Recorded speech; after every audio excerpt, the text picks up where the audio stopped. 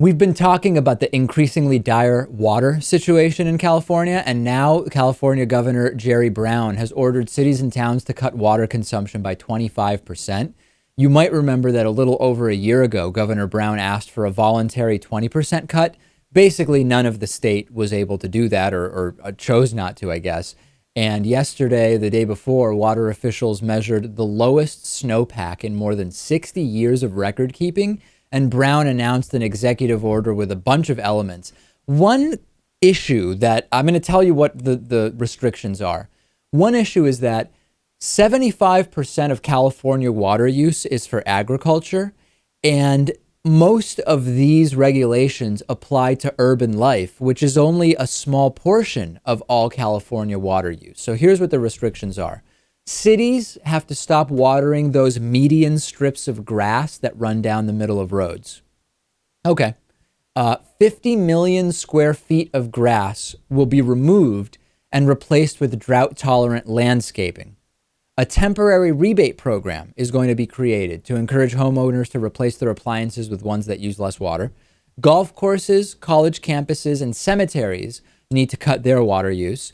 And new developments are going to have to install either drip or micro spray systems for irrigation if they use drinking water for irrigation. And then they're also going to increase water rates and fees to try to discourage water use.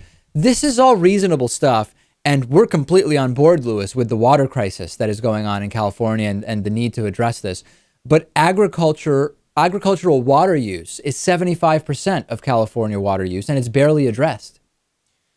Can they touch that? I mean, you're talking about a ton of farmland, a ton of the GDP of California.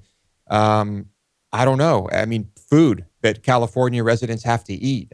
Maybe that's just off limits. Well, it's not. I think you're getting at it. It's not just food for California residents. California grows food for the entire country, and we've talked about for a long time. Why should we care in the Northeast or in Texas that California is having water problems? Because so much of our food comes from there.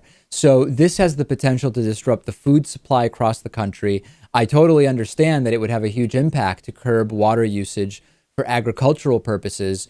And a lot of people are upset about even the restrictions that are being placed. But for the most part, it seems that the population there recognizes how serious of an issue this is. I think so. And I have to agree with the way they're doing this now. I mean, agriculture comes last. I mean, first, let's make sure that water isn't being wasted.